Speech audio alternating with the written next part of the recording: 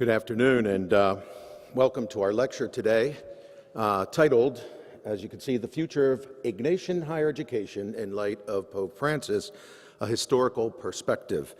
We're delighted to invite here to St. Joseph's University in the Chapel of St. Joseph and on the Hawk Hill campus, a special guest, Dr. Michel Rizzi.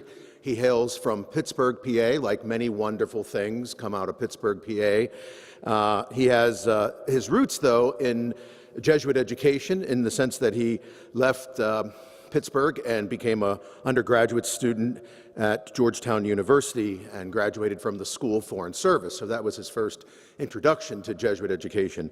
He then went on to the University of Pittsburgh with a master's degree in political science and ultimately completed a doctorate of education also from the University of Pittsburgh. He is the author of numerous articles on history and the mission of colleges and universities and their development in the U.S. context, in particular Catholic universities, and also has done some publishing in the area of international relations. His work has appeared in America Magazine, the Journal of Catholic Higher Education, the Newman Studies Journal, the Journal of Catholic Education, American Catholic Studies, the Journal of Church and State, and of course the Pittsburgh Post-Gazette in his hometown of Pittsburgh and elsewhere. His research has been cited in the Supreme Court documents as well as academic journals and has been used in the strategic planning process at multiple universities. He has more than 17 years of experience in higher education management. Right now he's at the University of Pittsburgh School of Medicine, and he has worked at the University of Pittsburgh in various administrative capacities. So we're delighted he's able to take some time in his travels to be with us here in Philadelphia. And in a special way, too, I think there's as we have gone into this little period of time where we've been concerned about Pope Francis's health and looking at possibly where his papacy is going and where it may conclude, there is this question, I think, in all aspects of the Church about will that his leadership impact the Catholic Church in a variety of ways, and to what extent and for how long? What will that legacy or long-term impact be? But I think for we in the Society of Jesus and Jesuit schools in particular, Jesuit and Ignatian communities, you might say, he's done a number of things that I think echo his own spirituality coming out of our charism and tradition. And what does it mean for us? So this, I think, is the beginning of an exploration, and we're excited to have Dr. Michel Rizzi with us. So please welcome him.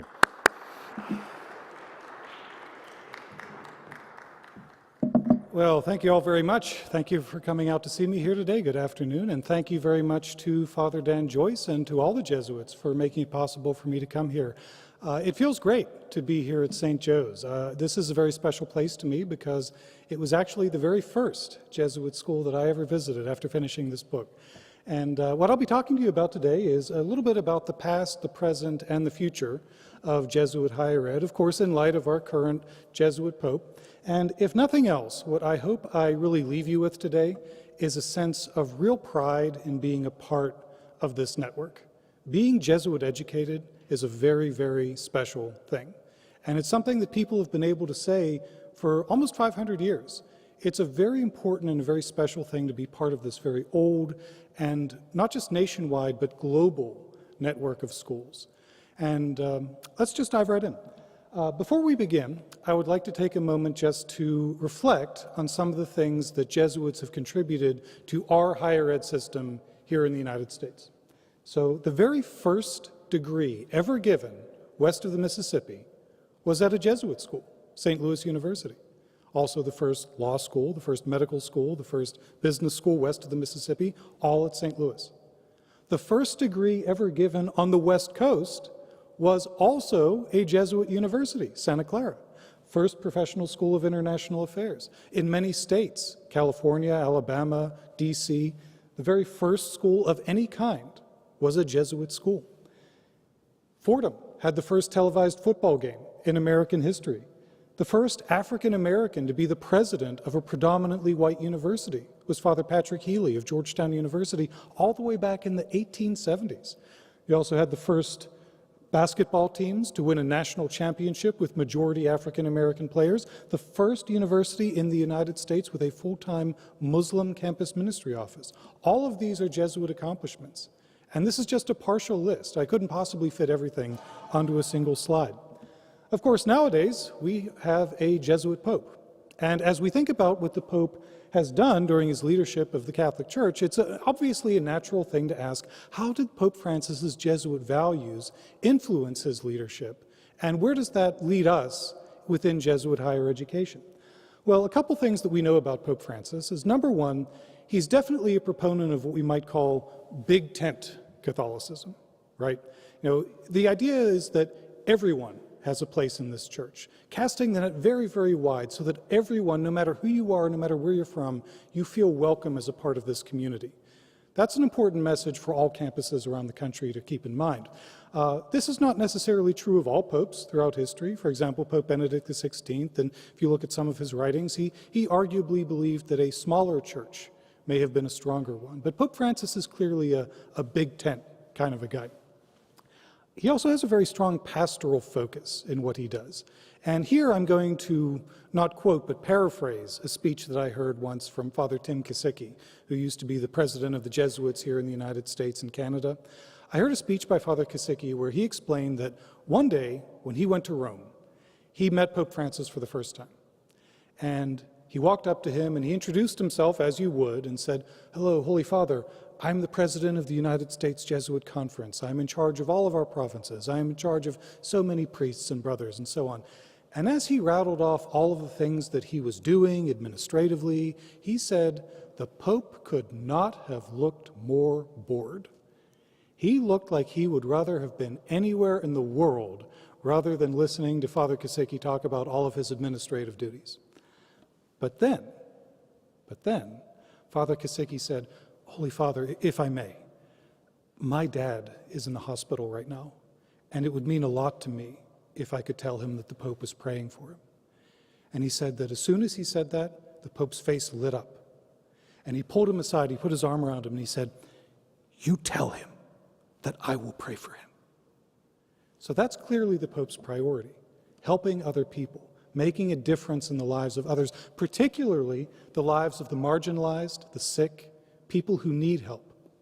This is a man who grew up in Argentina and spent a good deal of his early career working with people in poverty in the slums of Buenos Aires. Pope Francis has introduced us to ideas like a culture of encounter and dialogue. That's a phrase that he uses often, where he really emphasizes understanding and listening as a way to heal the divisions in our world. And that's a very, very important message for all universities to take in. I often say that in academia and universities, the answer to almost any question is more dialogue, right? Let's talk about it. Well, Pope Francis is definitely taking that Jesuit value and he's applying it to the church as a whole. I also will point out that the Pope has given us quite a few encyclicals that are very useful for our guidance in the 21st century. In 2013, he gave us an encyclical that really focuses on life as a journey of faith and hope and charity, a very good metaphor for education. 2015, he gave us an encyclical on environmental stewardship and being good stewards of this land that we occupy. 2020 gave us an encyclical about global cooperation and the brotherhood of all human beings and how we need to support each other across national borders. Now, if you took a survey of most college students, most university professors, I'm sure that almost anyone, whether you're Catholic or not, would agree that those are important values. So whatever cause is important to you, whether it's the environment, whether it's global poverty, whether it's justice, as I like to say, there's an encyclical for that. And I think it's often overlooked just how nicely Catholic social teaching aligns with all of the values of modern-day colleges and universities. And it's not just a recent phenomenon. It's not just Pope Francis. You could look back on some older encyclicals like Rerum Novarum, Pacem in Terris from the 1800s or the 1960s, and you can see those same kinds of themes emerging. So keep those things in mind. Now, how, of course, the question before us today is, how have Jesuit colleges really lived out these values of the Pope and of the Jesuit order throughout their history? Well, let me give you a quick Cliff Notes version of Jesuit history, and then we'll get into the nuts and bolts of it. So what was your typical Jesuit college like in the early 1800s, the very, very beginnings of our country? Well, first of all, they were a lot different than they look today. Your typical Jesuit college only had about 300 students. If you had 400 students or more, you were considered an exceptionally big Jesuit college. Of course, they were all male, and their goal at the time was to serve the church by training some of the Catholic people in this country to be leaders in the church, and also to serve the country, which was very important to those early Jesuits, and I'll get into that a little bit more in just a few minutes. They also were very interested in fighting anti-Catholic discrimination, which was a major issue in this country at the time. Exhibit A is Philadelphia. Right here in Philadelphia, you had the Kensington riots in the 1800s, one of the worst instances of anti-Catholic discrimination in our country's history. Violent mobs attacked the Kensington suburbs where a lot of Irish Catholics were living, burned down Catholic churches, burned down the homes of Irish Catholics. It happened here, it happened in Louisville, it happened in many places around the country. Another main goal, because of all of this violence, was to keep the young boys off the streets. Keep them out of gangs, make sure that they didn't fall into the sort of ethnic gang violence that was ruining American cities at the time. It's worth pointing out that in these early days, the Catholic schools and Jesuit schools in particular were quite religiously diverse. Now, it's all relative because you're only talking about a school with 300 students or so, but roughly 25, even as much as 50% of the students back in these days at the early Catholic schools were Protestant. By the 1830s, you have evidence that there are Jewish students attending Jesuit colleges, and that's quite different from what you would see at mainstream American colleges at the time. You also had a very large Hispanic population back in these days.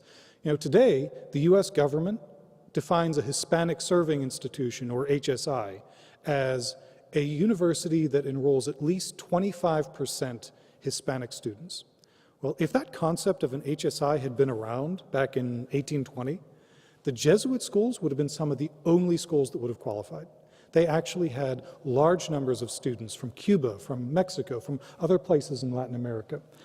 Now, let's go ahead a little bit to the next stage. From 1870 to about 1820, you have a big immigrant boom in our country's history. And a lot of these immigrants are coming from Catholic parts of Europe, like Italy and Poland, other parts of Eastern Europe. And so the mission of the Jesuit schools starts to change. They're starting to educate these immigrants. Again, people who are very poor and very marginalized, first-generation Americans. These are people who don't necessarily have access to higher education in mainstream colleges like Harvard and Yale. But the Jesuit schools give them an opportunity to get a leg up. Overwhelmingly, the student body at these schools at this time are going to be immigrants, first-generation Americans, and this is when they also start to add medical, dental, law schools, because these are all an important way for immigrants to get a leg up in American society. Now you're into the Depression era in the 1930s, even on into the early 1940s when World War II. Big problem right here is to stay open. There are very few people who can afford to go to college back in these days, and of course when the war breaks out in the 1940s, it becomes impossible for Jesuits to rely just on male students.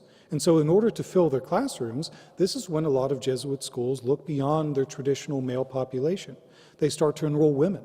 They start to enroll African Americans. They start to enroll other types of students that they haven't traditionally served, but who still need the leg up in the middle of the Depression and in the middle of the war.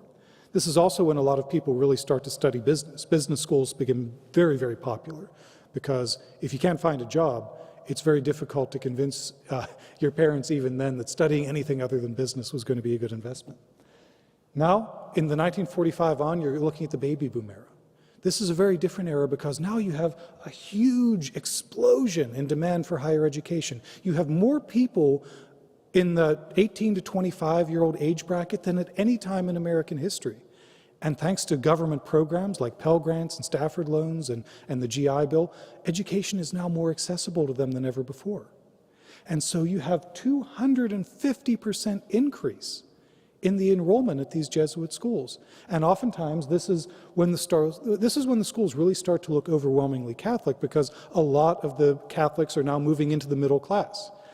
This also changes the nature of the Catholic schools in a very, very profound way, because for the first time in their history, Jesuit schools and most Catholic universities are starting to attract relatively wealthy students from the suburbs, people who grew up in the middle class already. And they start to be seen as a little bit more expensive than the public schools, maybe even a little bit more elite. And that's an uncomfortable place for a lot of the Jesuit schools to be because they've never been perceived that way before. And that, of course, brings us to the modern era. Of course, we have many challenges in our day that previous generations couldn't have even imagined. We have a lot more diversity on campuses. The schools themselves are much, much bigger.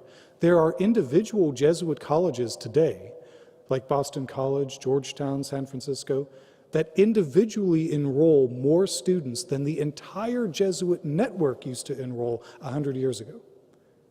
A single college that enrolls more students than all 27 colleges did 100 years ago. Think about that.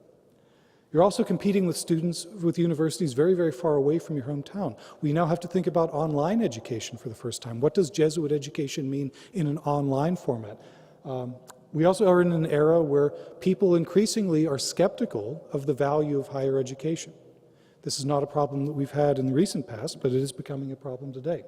And I think it's very notable that over the last 20 years or so, what we've seen are a lot of Jesuit schools really returning to their roots in serving the most vulnerable populations, those kinds of people that Pope Francis would really emphasize as a target audience. One of the ways that you see this happening is in what I'm calling here embedded junior colleges that are popping up at Jesuit colleges around the country.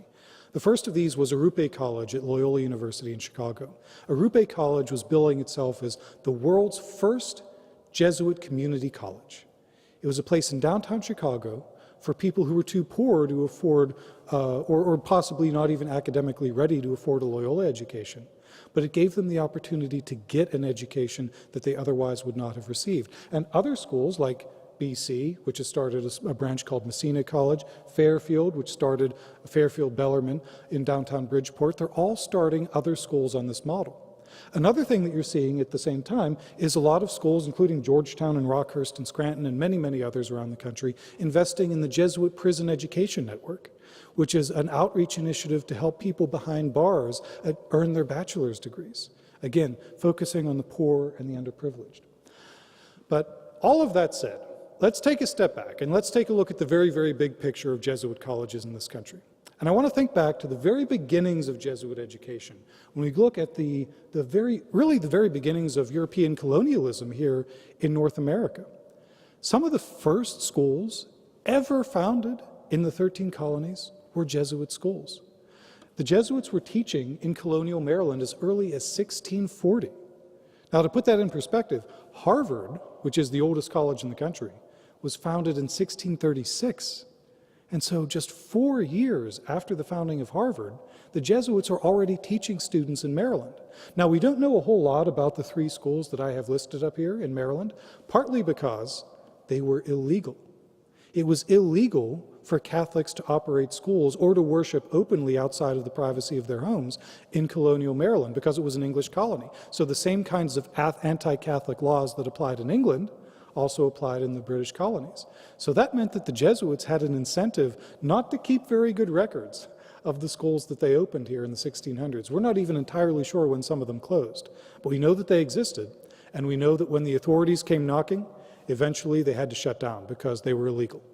Now, the first permanent Jesuit school in this country, of course, is Georgetown University, founded in 1789. And what's significant about that date?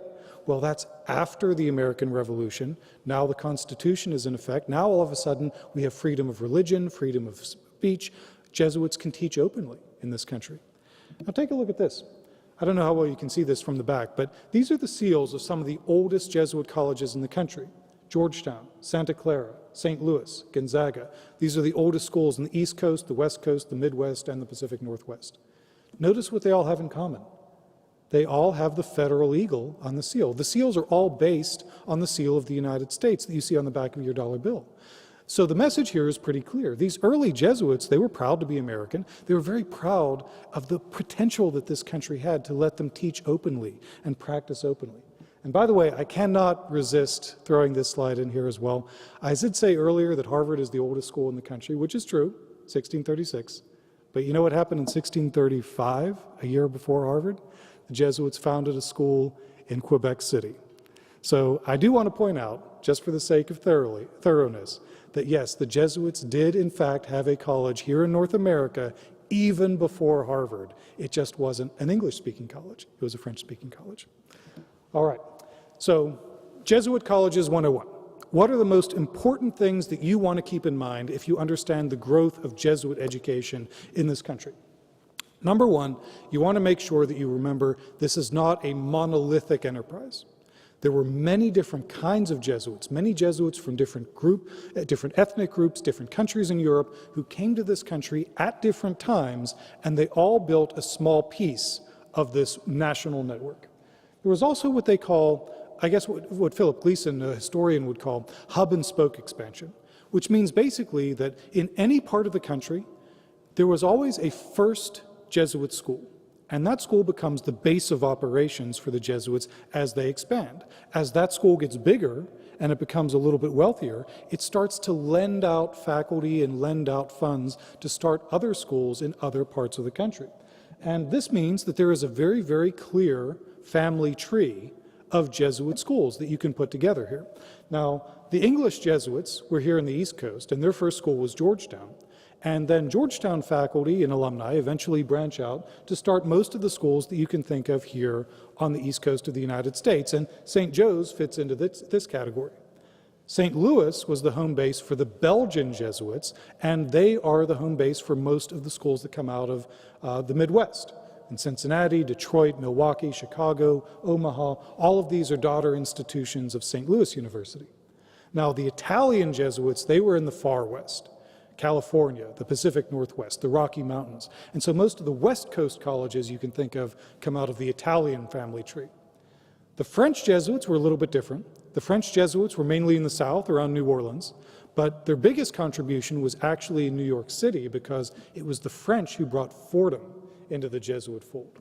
And then finally, the very last group and the smallest group in terms of the number of colleges were the German Jesuits. They came chronologically last. They settled in Buffalo. Canisius University was their main base of operations, and the only other permanent school that ever came out of that branch of the family tree was John Carroll in Cleveland. This also, by the way, answers the question of why are there 4 Loyola universities in this country? Well, there are 4 main ethnic groups. They all carved out a piece of the country for themselves, and each one of them named a school after St. Ignatius Loyola. So that's why there's one in the East, there's one in the Midwest, one in the South, and one in the West. Just an easy explanation there. One thing that really surprised me as I was going through some of the history here and researching this book is how many Jesuit colleges have closed over the years. Now, today we always say there are 27 Jesuit colleges in this country.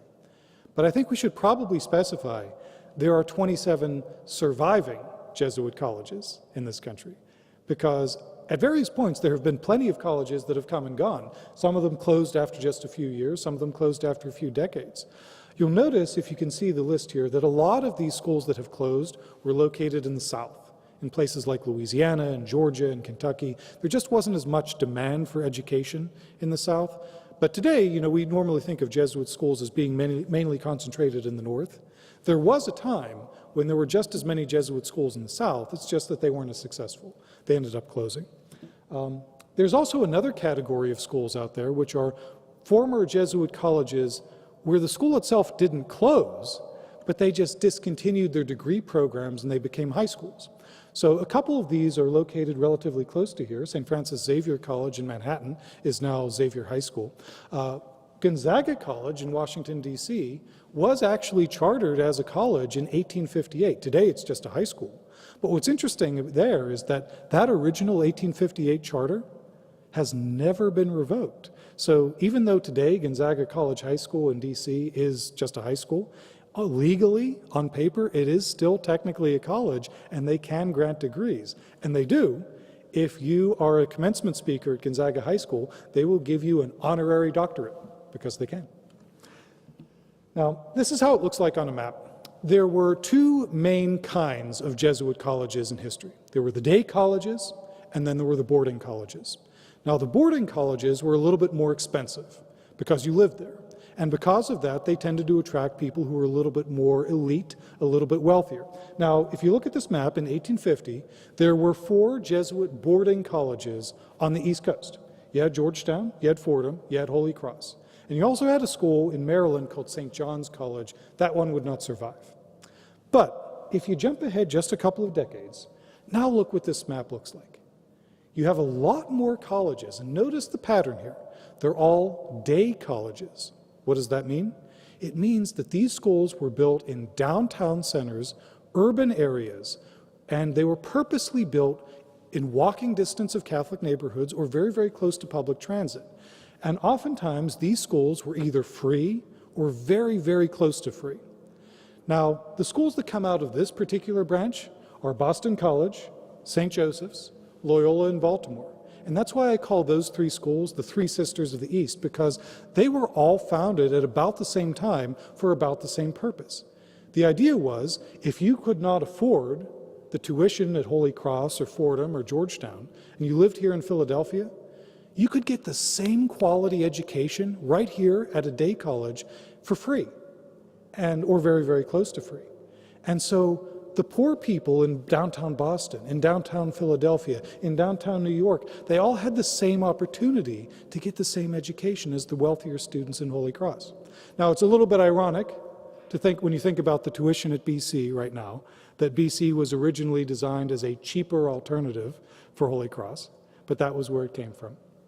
And as you'll notice, over the course of their history, all of these schools eventually had to leave their downtown campuses and move out to the suburbs or more suburban type environments like the campus here as they expanded and they got a little bit bigger. Now, it does look like a lot of wasted resources, doesn't it? I mean, look at New York City. At one point in New York City, you had 5 different Jesuit colleges. Now, is that the best use of your resources? Maybe not. But for the Jesuits, that's not what mattered most. What mattered most is not that they already had a school called Fordham in the Bronx. What mattered was there were poor kids in Brooklyn and in Manhattan and in Jersey City who couldn't afford the tuition at Fordham, and they wanted to bring Jesuit education to them too. So a lot of times the Jesuits do have a reputation of educating the elites, but I think it's important that we remember how much time and money and effort they put into educating the poor as well. Now, you could do the exact same thing in the Midwest. Again, in 1860, you had boarding colleges, mainly at St. Louis, that's the base. Xavier was in Cincinnati, St. Joseph's College in Kentucky, that school doesn't exist anymore. But jump ahead just a couple of decades, and once again, you see the same pattern. Look at this. All of these new schools that are popping out in the late 1800s, they're all day colleges. They're all in downtown urban environments like Chicago, Detroit, Milwaukee, and they're all founded for the same purpose that St. Joe's and BC were founded, to give access to education. Now, one of the cool ways you can actually trace these relationships, by the way, is by looking at some of the school colors. I don't know if you've ever thought about this, but did you ever think about the fact that most of the schools, Jesuit schools here in the East Coast, have gray somewhere on their uniforms? Now, you have gray and scarlet, gray and maroon. Loyola is gray and green. Well, that is because Georgetown's original colors were blue and gray, and all the schools that come out of the Georgetown network inherit that color. St. Louis University has blue and white as their colors. They were chosen because those were the colors of the Virgin Mary. Well, most of the daughter institutions that come out of St. Louis, like Creighton and Rockhurst and Detroit, they all inherit blue and white. Santa Clara University in California, they chose red and white because those are the colors of the California state flag. Well, most of the West Coast schools also chose red and white in homage to Santa Clara. My favorite is actually Loyola Marymount in LA. Loyola Marymount's colors are blue, gray, and red, combining the colors of Georgetown and Santa Clara, the oldest school in the country, the oldest school in California. I think that's pretty cool. And it's not something we remember when we look at our school uniforms on the basketball court. And this slide here is just to emphasize that the Jesuits tended to build schools in pairs. BC and Holy Cross, Georgetown and Gonzaga, Santa Clara, San Francisco. Oftentimes they would double their investment in every city because one school was for the richer kids, one school was for the poorer kids. And it made perfect sense from a Jesuit perspective, even though it didn't make the best financial sense. Their goal was to serve as many people as possible. So, what was it like? Let's go back in time. Let's think about what it would have been like for you to be a student at a Jesuit college back in some of these early days. Well, the traditional Jesuit curriculum is what was called the Ratio Studiorum. And this is a very, very old document. It was published in 1599, and it was actually one of the first standardized sequential curricula in the entire world. Now, today, we kind of take it for granted that there is a first grade followed by a second grade followed by a third grade. But we have to remember, back in the 1500s, that was not a standard thing at all. The Jesuits were some of the first people to latch onto this idea that you have a certain amount of material that you have to master, and once you master it, then you move up to the next level. And it was a 7-year plan of study. This is really important. One of the biggest differences between now and then is that it was a 7-year path to a bachelor's degree, not a 4-year path. And just like we have nicknames for each year, freshman, sophomore, junior, senior, they also had nicknames for each year back then. They called year 1 rudiments, and that was kind of the equivalent of your freshman, sophomore year of high school. Years 2, 3, and 4 were called third, second, and first humanities. And then when you get into the college level courses, you had year 5, which was called poetry, year 6, which was called rhetoric, and year 7, which was called philosophy. Now, not all Jesuit colleges offered all 7 years. Some of the Jesuit colleges only offered the first 3 or 4 years, after which you had to transfer to a more senior Jesuit college to actually finish up. And only about 10% of the students ever actually finished. So it wasn't like a lot of people went through all 7 years, but at least that was the goal. So what would you have studied in class? Well, there were 3 main subject areas. One was philosophy. That shouldn't come as a surprise to anybody, right? We still do philosophy today. The second was what they would call natural philosophy, what we would call science. And the third was, and this was actually where you would have spent the most of your time, studying the classical languages, Latin and Greek, learning how to conjugate Greek verbs and all of that stuff. And the goal of all of this is what the Jesuits called eloquentia perfecta, persuasive public speaking. That was the end goal. The idea was that as you were a Jesuit-educated person, you would be able to quote great thinkers. You'd be able to quote the poets of ancient Rome. You'd be able to stand up and give orations in English and in Latin and in Greek as easily as you could any other language. You would have had 6 days a week in the classroom, Monday through Saturday. Sunday would have been your only day off. But you would have had a half day on Wednesday and a half day on Saturday. The school year back in those days would have gone from September all the way through July, so August would have been your only month off. And this is one of the biggest differences. You would have had just 1 teacher per cohort of students. Now, today we think of a college professor as someone who knows a great deal about very, very little. But back in those days, a Jesuit college professor was expected to be a Renaissance man. He taught all of his subjects to the students. And a Jesuit did not specialize in a subject, he specialized in a group of students. And so the single Jesuit professor would follow that group of students from year 1 all the way to year 7. And the idea was he would really get to know the students, really understand their learning styles and what they liked and what they didn't like, and he would adapt the curriculum to them. And that, by the way, is a very Ignatian way to approach education, right? Because St. Ignatius writes about adaptation and meeting people where they are. This is a very, very Ignatian approach to learning. So if you go to get into a time machine, maybe go back and visit St. Joe's in 1851 when it first opened, if you were to look around, what would you have noticed?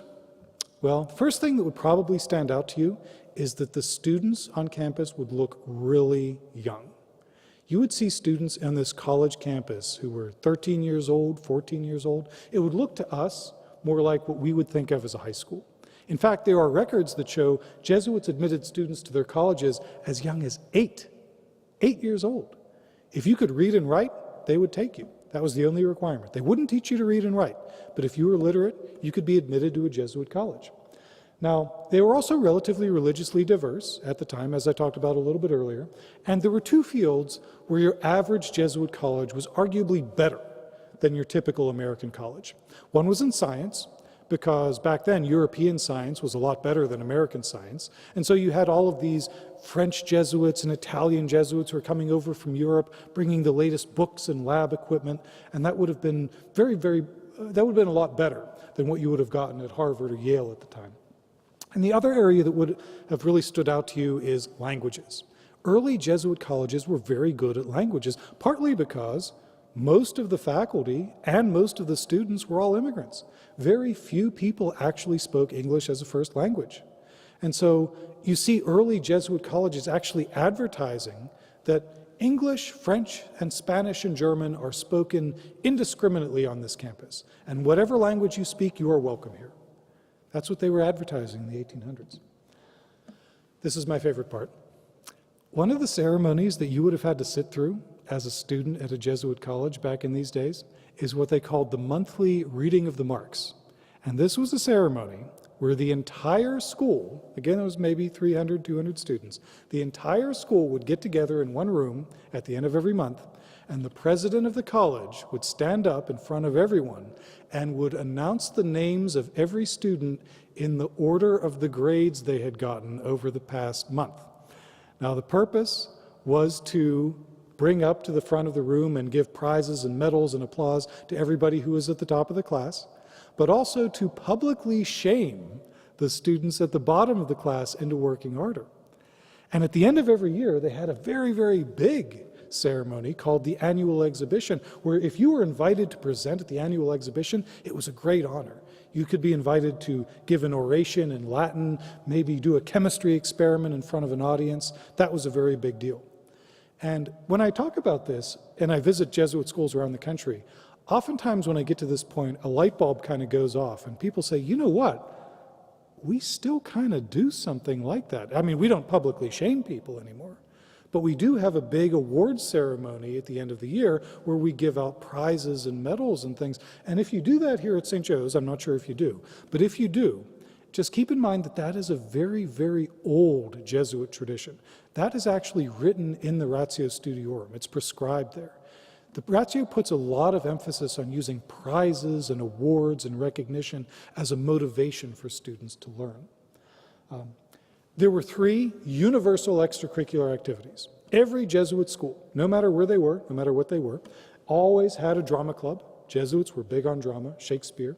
Now, they never thought of drama as a major. They only thought of it as an extracurricular activity, but it was still a big part of it. There was a sodality, which was a religious club. It was a very prestigious thing to belong to. It was only the most religious boys on campus. If you were invited to join the sodality, you had to commit yourself to pray the rosary a few extra times a day, go to Mass a little bit more often. And then finally, there was a debate society. Now, you would have done a lot of debate in class anyway, but at least if you were a member of the debate society, you would have had some extra opportunity to practice that. And then lastly, one thing that's rather interesting at this time is that almost every Jesuit school had what they called a commercial division, which is kind of like what we would think of as the first business schools. Now, at the time, they thought of it as a track for students of lower academic ability. So if you weren't quite smart enough to do the Latin and the Greek, they would put you in the commercial division, and then you would get a diploma, not a bachelor's degree, but a diploma after 3 years. And in the commercial division, you'd learn about things like accounting and budgeting and mining and telegraph operation and things like that. Now let's talk a little bit about anti-Catholic discrimination in Jesuit schools at this time. Now, I could have chosen a lot of different examples here, but the one I'm going to focus on here is something that happened in 1842 at St. Louis University in the medical school. In 1842, St. Louis University had a relatively young medical school, and there were some students, young kids, not affiliated with the university, who were playing behind the building, and they discovered some cadavers. Now, obviously, those cadavers were used for dissections, because that's what you do in a medical school, right? You dissect things. But there was a lot of anti-Catholic sentiment in St. Louis at the time, and some of the angry mob leaders in the city looked at those cadavers and said, look, the Jesuits are torturing and mutilating people at this college. We have to put a stop to this. A mob broke out, they smashed windows, they broke lab equipment, and this happened so often that eventually the medical school at St. Louis University voted to dissociate itself from the university and become an independent medical school. It eventually joined up with Washington University in St. Louis. Now, of course, we all know WashU is a very good school, and it's known primarily for its medical school. Well, that medical school at WashU is the medical school that the Jesuits founded in the 1840s. And if not for the anti-Catholic discrimination in the city, that would have been part of SLU today. The next era as we go forward in time is what we call the immigrant boom. And this is where in big cities like Chicago and Buffalo and Philadelphia, Jesuits start or resurrect old college projects. Now, St. Joe's I put in this category because in 1889, Philadelphia here sees a resurrection of St. Joseph's. Of course, even though you were founded in the 1850s, there was a period where St. Joe's was actually dormant because there weren't enough students and faculty and funds to actually keep the school going. But in 1889, as the immigrants keep pouring in to these bigger cities on the East Coast, the Jesuits bring St. Joseph's back. And it fits very nicely into this category here. One of the things that these schools all have in common is that for the most part, they all started with a church. There was a church base in the city. In this case, it was Old St. Joseph's, but all around the country, the Jesuits had the same general MO. They would start in a city by opening a church. As that church became bigger and more popular, they'd use it as a basis to fundraise for a school. They would open a high school, and as the students progressed upward in that high school, eventually they would open a college. And that's how most of these schools ended up coming into existence. It was the same general pattern all across the country. And the very last school to be founded on that pattern was in 1910 Rockhurst University in Kansas City. This was also a time of great change in American higher education. If you look at around the country what was happening at the time, in 1862 you had the Morrill Act, which created the land-grant colleges, like Penn State, for example. And one thing that all land-grant colleges have in common is that, like Penn State, they really emphasize practical sciences, agriculture, engineering, mining, business, military science. That's part of the land-grant model. This really changes what Americans start to think of as a normal college experience, because they start to think of college not just as a place where you go to study ancient Greek and ancient Latin, but as a place where you go to study business and engineering and do research and actually create new knowledge. Johns Hopkins is founded in 1876. This is the first American university that is primarily for research and not for teaching. Not too long after that, Catholic University of America is founded, and CUA was originally intended to be a Catholic version of Johns Hopkins. CUA was originally supposed to be just a graduate school. And the idea was that all other Catholic colleges would feed their alumni into CUA every year. Of course, it didn't quite work out that way, but that was the plan. Of course, this really became a problem for the Jesuit colleges because they weren't designed to do research. They were designed to teach people Latin and Greek and some of the classical learning of ancient Greece and Rome. One of the ways this really comes to a head is in a big controversy that takes place in the late 1800s between Harvard and the Jesuits. Now, the gentleman that you see here on the left is Charles W. Eliot. He was the longest-serving president of Harvard for 40 years in the late 1800s. Eliot hated Jesuit education, hated everything about it, because to him it represented everything that was broken about the old American education system. He wanted Harvard to be a place of research. He wanted Harvard to be a place where students could choose to take whatever they want. He created the elective system that we all know and love today. Now, Harvard Law School published in the late 1870s, or late 1890s rather, a list of colleges around the country whose graduates would be allowed to apply to Harvard Law without any special examinations. There were, at first, very, very few Jesuit colleges on that list, and after a couple of years, only Georgetown was represented. All Jesuit colleges were taken off the list. Now, realistically, the only schools that would have been sending students to Harvard Law School would have been the schools in the Boston area. So this, of course, didn't sit very well with Timothy Brosnahan, the president of Boston College at the time.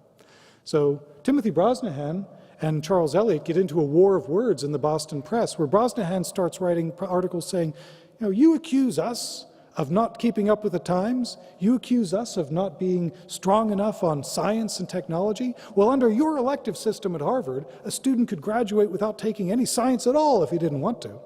And so this becomes a very big controversy at the time. The Jesuits have to respond. One of the ways they decide to respond is by doing some research in some fields. Now, one of the areas that they really latch onto is seismology, the study of earthquakes. And it goes back to a Jesuit by the name of Frederick Odenbach, who was at John Carroll University around this time. And he reasoned that in seismology, in order to study earthquakes, you have to take measurements of the Earth's surface simultaneously at many different points around the globe. He said, think about it. We Jesuits have this vast network of colleges all across the country. If we had a seismograph on every campus, we would be in a great position to do some of the best research ever done in this field. And so the Jesuits really invested in this, and many, many Jesuit colleges around the country bought a seismograph, a very expensive piece of equipment. And the Jesuit Seismological Association became, for about 60 years, the world's best source of information on predicting earthquakes. Now, what's interesting is that when Frederick Odenbach founded this network, he wrote, "The only thing that could possibly put this network out of business is if the United States government itself got into the business of predicting earthquakes."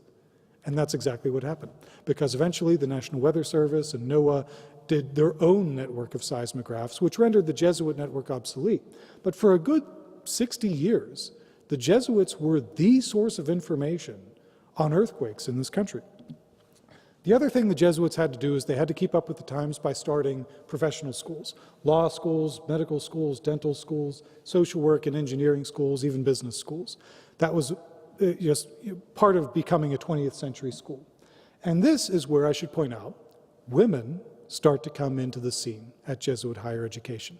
Now, if you were to look it up on Wikipedia, you would see that Marquette University in Milwaukee claims to be the first co-ed Catholic college in this country. And that is based on the fact that in 1911, Marquette opened a women's college division. And sometimes you'll even see 1909 cited as the year, because in that year, Marquette opened a summer teachers institute for female teachers. However you date it, there were women on campus as early as 1909, 1911. But were they really the first women in Jesuit education? Not necessarily.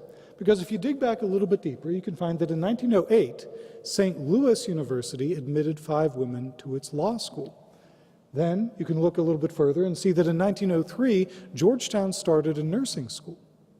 Dig back a little bit deeper, and then in 1898, Creighton University in Omaha graduated Anna Marie Griffith with her MD from its medical school. And there are 2 other instances even earlier in the 1800s where women enrolled at Creighton Medical School or Georgetown Medical School, but they didn't leave with a degree. They simply left without graduating. So the first woman ever to graduate from a Jesuit school in this country was Anna Marie Griffith all the way back in 1898. And that date is significant for a number of reasons, because the very first Catholic women's college in this country was the College of Notre Dame in Baltimore, Maryland. They didn't graduate their first student until 1899. And so the Jesuits are responsible for bringing women into American Catholic higher education for the first time. Now, what's interesting about this is that most Jesuit colleges will tell you that they went co-ed in the 60s or the 70s. And while that's true, we really need to specify that that is when they went fully co-ed, because women were there. Women were there much earlier. They were in the law schools, they were in the medical schools, they were in the business schools. And by the 1920s, women were a good 25% of the enrollment at Jesuit colleges around the country. So the women's history on these campuses goes a lot deeper than I think most people recognize or most people acknowledge.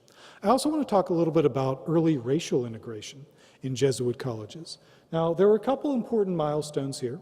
As I said, in the 1790s on, there were a lot of students from Mexico and Cuba and Latin America.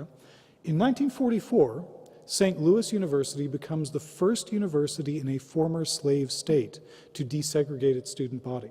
And this comes on the heels of a very famous sermon by a Jesuit named Claude Heighthouse.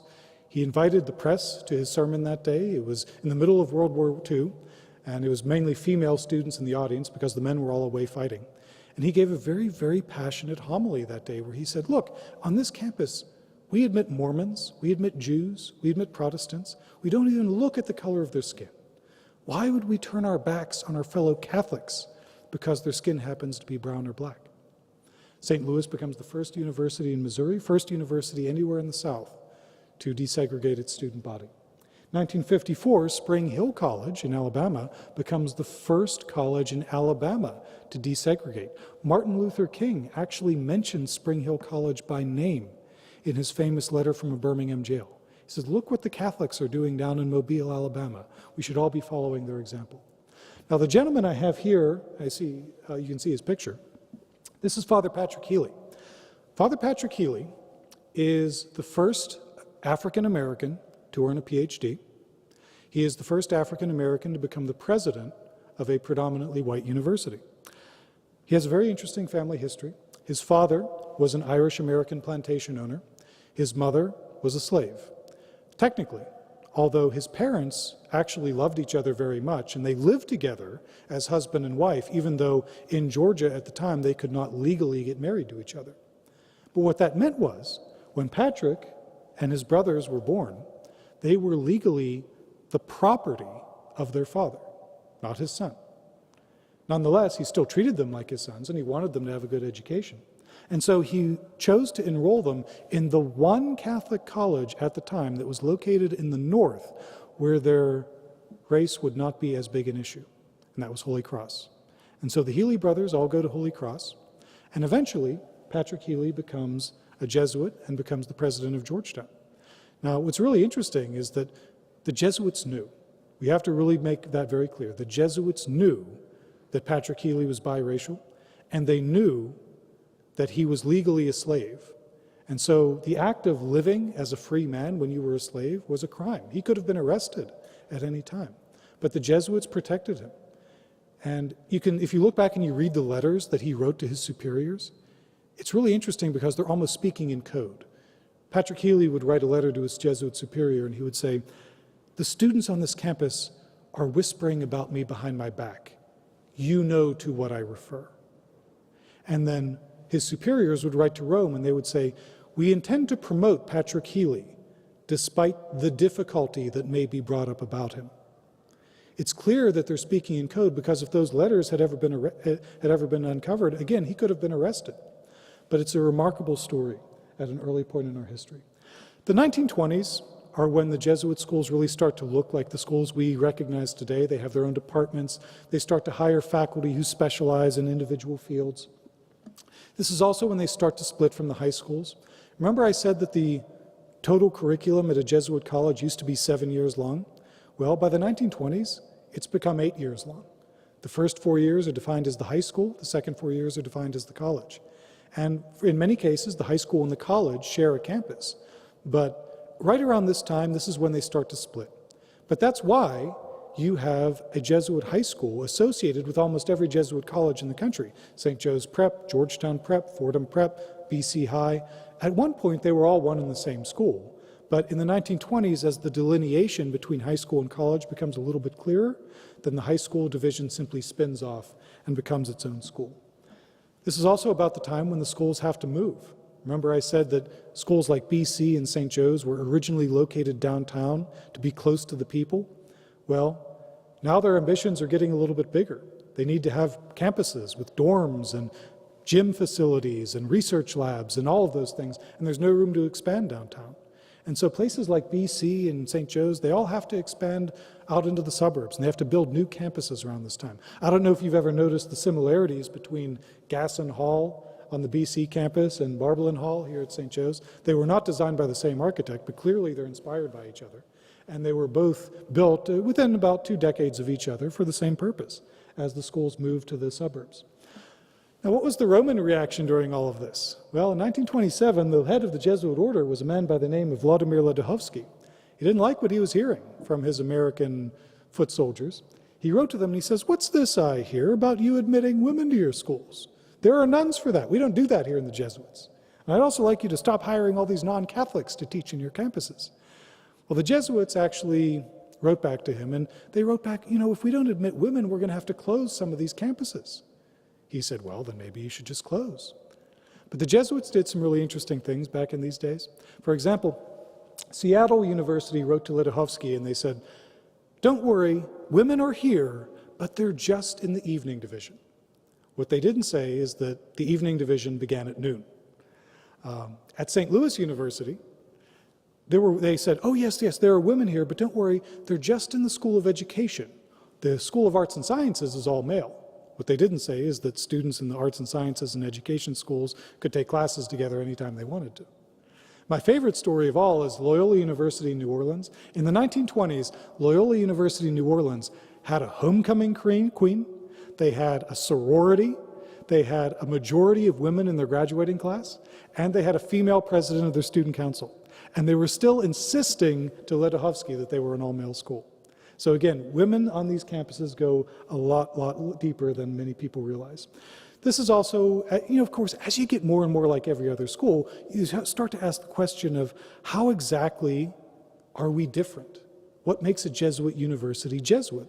And one of the things they really latch onto at this time is the idea of creating a theology department with a theology requirement for students, and this idea of neo-scholasticism, which is a philosophy based on the writings of Thomas Aquinas. And I can't really define it in just the time that we have here today, but let's just say that under neo-scholasticism, the idea is that if you're doing scientific research, you could do good things with it, like solve hunger, end poverty, or you could do bad things, like create a nuclear bomb. What are you going to do? Well, this is where the teaching authority of the church comes into play, guiding research toward a good end. Of course, we don't think about neo-scholasticism all that much anymore, and this is why. World War II kind of throws everything out the window. You have to create a whole new curriculum. You have to get the students out into the front lines as soon as possible. But as important as the war was, it wasn't the thing that really changed Jesuit colleges. What changed them was after the war, because you had the GI Bill. Look at this. In 1944, the total enrollment at all Jesuit colleges nationwide was 28,000. 4 years later, the total enrollment had jumped up to 98,000. Why? Because the federal government was suddenly paying for college education for all the veterans. They were worried that all of these veterans coming back from World War II at the same time would overwhelm the labor market and there wouldn't be jobs for everybody. We'd have a new depression. And so the idea was, let's pay for these people to go to college, keep them out of the labor market for 4 years, and then get them some extra skills. Maybe by 4 years later, things will be better. Well, it worked. It was one of the most successful programs in government history, but it meant that you had to hire a lot more faculty, you had to build a lot more dorms, you had to expand in a way that the schools had never done before. They actually built some new colleges in order to meet the demand, like Scranton, Fairfield, Lemoyne, and Wheeling. And I think it's very notable that after 1955, the Jesuits did not build any more colleges, because at this point the colleges were just too complex and they were too elite and too wealthy. What they did, however, continue to build were high schools, Cristo Rey schools, nativity schools, all of these schools that are focused on the poor and the needy. And I often say, it wasn't the Jesuits who changed, it was the business of higher education that changed. If you look at the Cristo Rey schools and the nativity schools that the Jesuits are building today, they have a mission that is a lot closer to the original mission of the colleges than many of the colleges today do. It's just that higher education has changed, and the Jesuit schools have had to change to keep up with it. In the 1960s, of course, you have the Vatican II, the Land O'Lakes Statement. I could spend an entire hour just on this slide alone, but suffice it to say it was a time of great change. And from the 1960s on, the Ignatian identity of these schools really becomes a matter of the philosophy of education rather than direct control by the Jesuits. What does that mean? Well, I hope you're familiar with some of these terms up here. Contemplation and action, people for others, discernment, indifference, magis, adaptability, finding God in all things. These are the things that characterize a Jesuit education today, and hopefully will in the future. I think it's very impressive that many non-Jesuit schools are embracing an Ignatian pedagogy today. I know a lot of public schools that engage in things that we would recognize as Jesuit education. In fact, I went to a medical school conference one day where there was a professor from NYU standing up there in front of everybody, and she said, you know what, we need to incorporate more humanities into medicine. I want to talk about this amazing program I just learned about at Loyola University in Chicago. They call it People for Others and Contemplation and Action. I don't know where they came up with this, but boy, this sounds like an amazing program, and I think we could all benefit from it. I share that story to show that if schools like NYU are seeing the value in this kind of thing, you all at a Jesuit school should never ever be shy about incorporating this into your education. You invented this. This is part of what Jesuit education is. Be very, very proud of being a part of this legacy, and be very proud that you're going to join the ranks of the many millions of people across the tide of history who say that they are Jesuit educated. Those are my final thoughts here. I think we do have a little bit of time for Q&A, so I'd be more than happy to take some questions from the audience here. But I hope that I've convinced you that being a member of this very, very important, ancient, and special community is something to be very proud of. So thank you all for listening, and I'm grateful for your time. Thank you, Dr. Rizzi. If you want to just stay right here, we're going to end the program now for our online audience. And again, much of this material comes from Dr. Rizzi's big study on the history of Jesuit higher education in the United States. So that's available at Catholic University Press. But I want to thank those who've joined us virtually, and again, those of you who wish to stay for some additional questions, please feel free. And go ahead, fire away. I can bring the microphone to you, but thanks for being with us. Great, thank you. And thanks to all the online audience for tuning in.